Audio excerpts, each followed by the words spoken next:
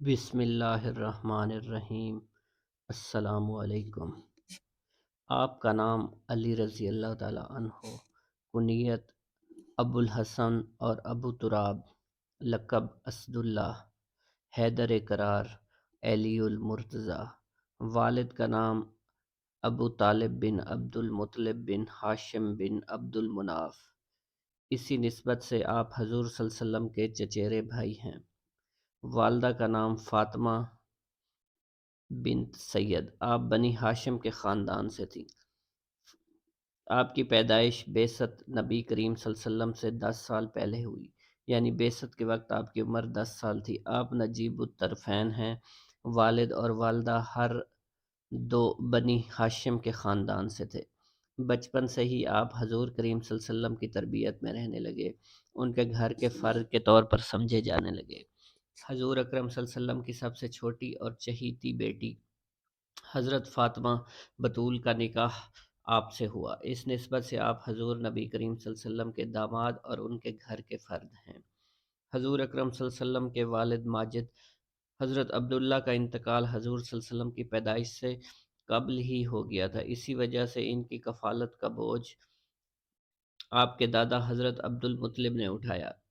جب آپ کی عمر 8 سال ہوئی تو حضرت عبد المطلب دنیا سے رخصت ہوئے، لیکن جاتے وقت آپ کی نگہداشت آپ کے چچا حضرت ابو طالب کے ذمہ کر دی۔ حضرت ابو طالب اپنے بھتیجے کا خیال ہر وقت رکھتے تھے اور جدا نہیں ہونے دیتے تھے۔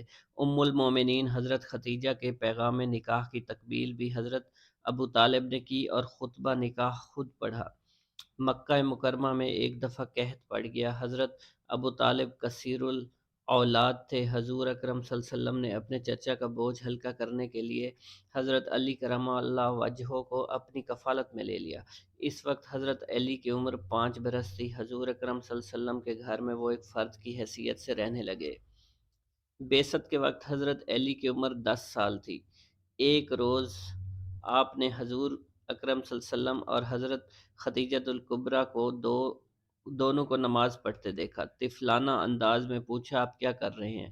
حضور اکرم صلی اللہ علیہ وسلم نے فرمایا، ہم اللہ تعالیٰ کی عبادت کر رہے ہیں جو کہ وحدہ لا شریک ہے، اور میں اس کا رسول ہوں۔ تمہیں ہدایت کرتا ہوں کہ تم بھی خدائے وحدہ لا شریک کی عبادت کرو۔ چنانچہ حضرت علی یہ الفاظ سن کر رات بھر غور کرتے رہے اور صبح کو اٹھ کر اشہد ان لا الہ الا اللہ و اشہد ان محمدً عبدہ و رسولہ پڑھ لیا اور مسلمان ہو گئے۔ ایک دفعہ جب وحی آئی، اے نبی اپنے رشتہ داروں کو خدا کے عذاب سے ڈراؤ، تو حضور نبی کریم صلی اللہ علیہ وسلم نے اپنے عزیزوں کو کھانے کی دعوت دی۔ حضرت علی کو اس دعوت کے انتظام کے لیے مامور فرمایا۔ اس دعوت میں خاندان عبد المطلب کے تمام افراد شریک تھے۔ کھانے سے فارغ ہونے کے بعد حضور اکرم صلی اللہ علیہ وسلم نے شرکائے مجلس کو مخاطب کر کے فرمایا، اے آل مطلب، خدا کی قسم، میں ایک ایسی نعمت لے کر آیا ہوں جو دین اور دنیا دونوں کے لیے کافی ہے۔ اس بوجھ کو اٹھانے میں کون میرا ساتھ دے گا؟ یہ کلمات سن کر تمام خاموش ہو گئے۔ اس وقت حضرت علی رضی اللہ تعالیٰ عنہ اٹھ کر کہنے لگے، اگرچہ میں عمر میں آپ سے چھوٹا ہوں اور میری آنکھیں بھی دکھتی ہیں اور میری ٹانگیں بھی کمزور اور پتلی ہیں، تاہم میں آپ کا ساتھ دوں گا جو ہوگا۔ حضرت علی کی زبان سے الفاظ رفاقت کے بارے میں ادا ہوئے تھے، وہ صرف درست ثابت ہوئے۔ تاریخ عالم کے اوراق اس بات کی تصدیق کرتے ہیں اور قیامت تک تصدیق کرتے رہیں گے کہ جو علی نے وعدہ کیا تھا وہ سچ کر دکھایا۔ اسی طرح حضرت علی حضور اکرم صلی اللہ علیہ وسلم کے سایہ عاطفت میں پالنے پرورش پاتے رہے، اور حضرت ابو طالب اپنے بیٹے کو تاکید کرتے رہے کہ محمد کا ساتھ کبھی نہ چھوڑنا۔ ایک دفعہ حضور اکرم صلی اللہ علیہ وسلم اور حضرت علی کرم اللہ وجہہ ایک پہاڑ کی اوٹ میں نماز پڑھ رہے تھے۔ حضرت ابو طالب پاس سے گزرے، دونوں کو نماز پڑھتے دیکھ کر اپنے بیٹے کو کہنے لگے کہ اگرچہ میں اپنے آبائی دین پر قائم ہوں، لیکن تمہیں تاکید کرتا ہوں کہ محمد صلی اللہ علیہ وسلم کا دامن کبھی مت چھوڑنا۔ کفار مکہ نے جب دیکھا کہ حضور اکرم صلی اللہ علیہ وسلم ان کے خداؤں کو برا بھلا کہنے اور خدائے وحدہ لا شریک کی طرف سب کو بلاتے ہیں اور لوگ بھی ان کی دعوت قبول کر کے ان کے گروہ میں شامل ہو رہے ہیں، تو وہ حضرت ابو طالب کے پاس گئے اور کہنے لگے کہ اپنے اس بھتیجے کو روک دو۔ تاکہ وہ ہمارے بتوں کو برا بھلا مت کہیں، اور یا آپ درمیان سے ہٹ جائیں، ہم ان سے خود نپٹ لیں گے۔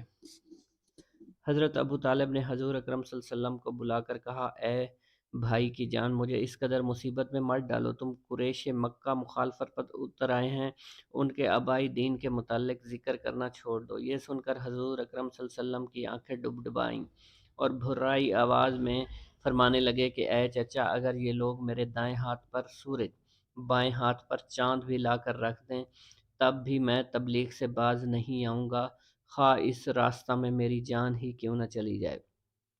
ان الفاظ کو سن کر حضرت ابو طالب بہت متاثر ہوئے، کہنے لگے، اے میرے بھتیجے، اپنا کام کیے جاؤ، میں تمہارے ساتھ ہوں۔ چنانچہ کفار مکہ نے بنو عبد المطلب سے معاشی اور سیاسی مقاطعہ کیا تو حضرت ابو طالب اپنے کنبہ کے افراد کو لے کر شہر سے باہر چلے گئے، ایک گھاٹی میں مقیم ہو گئے۔ یہ مقاطعہ پورے 3 سال تک رہا۔ اس گھاٹی کا نام بعد میں شیب ابی طالب پڑ گیا۔ حضرت علی بھی ان تمام مصائب کو برداشت کرتے رہے۔